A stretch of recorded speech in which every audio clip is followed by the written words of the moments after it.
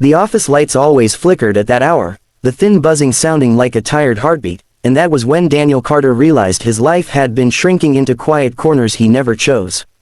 He stood with his jacket half on, the smell of stale coffee and paper in the air, knowing that leaving early today would change something forever, even if he didn't yet know what. Before this story pulls you deeper, take a second and show some love to this channel. Like, comment, share, and subscribe if you believe in kindness and second chances, and tell us in the comments where you're watching from, because stories like this connect hearts across the world. Daniel was a single father long before he was ready to be one, raising his daughter Lily after the kind of loss that leaves a house full but a heart echoing. Every morning began before sunrise, packing lunches, tying shoelaces, and whispering promises to a sleepy child that he would always come back home. By the time he reached the office, he already felt a day older than everyone else, carrying responsibilities that didn't fit neatly into spreadsheets or deadlines. His boss, Marcus Hale, noticed everything Daniel did differently. Marcus noticed the way Daniel never stayed late for drinks, how he declined weekend overtime, how his phone lit up with reminders that weren't meetings but school pickups and doctor appointments. In a place that rewarded sacrifice measured in hours, Daniel's priorities felt like quiet rebellion. That afternoon, Daniel finally said it, calmly and respectfully, explaining that he needed to leave early because he had a date. The words felt unreal even to him. It had been years since he had allowed himself to think about companionship, years of telling himself that survival came before happiness. The date wasn't just dinner, it was proof that he was still a man beneath the routines, still capable of being seen. Marcus's reaction was immediate and unsettling.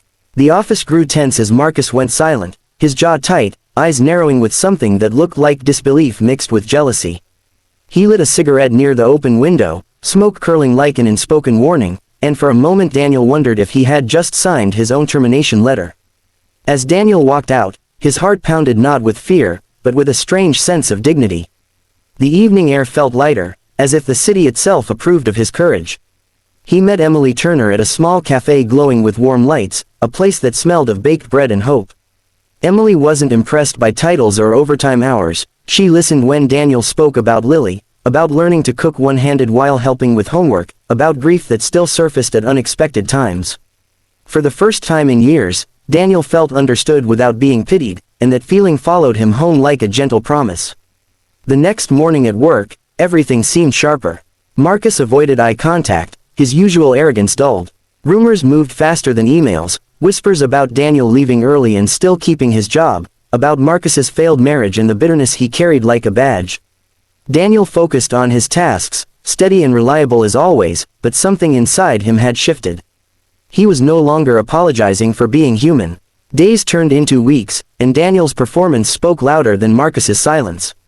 Projects succeeded, clients praised his dedication, and upper management began to notice the quiet man who balanced excellence with integrity. At home, Lily noticed the change first. Her father laughed more, cooked better meals, and read bedtime stories with voices that made characters come alive again.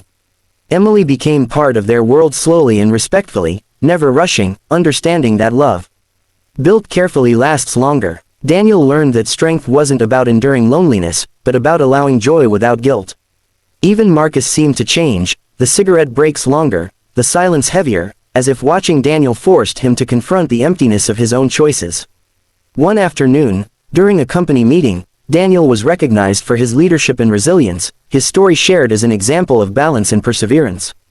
Marcus sat quietly, the cigarette untouched, eyes reflecting regret rather than resentment. In that moment, Daniel understood that his decision to leave early that day wasn't just about a date, it was about reclaiming his life, about teaching his daughter that happiness doesn't need permission.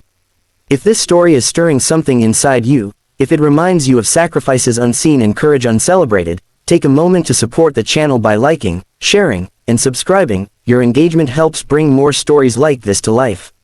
And before we reach the final moments, please drop a comment sharing what part of this journey resonated with you the most, because your words matter more than you think. As the sun set on another ordinary day, Daniel walked home holding Lily's hand, the city glowing around them, feeling richer than any promotion could ever make him. He had learned that standing up for love doesn't make you weak, it makes you whole. And sometimes, the quietest exits leave the loudest echoes, changing lives far beyond the moment itself.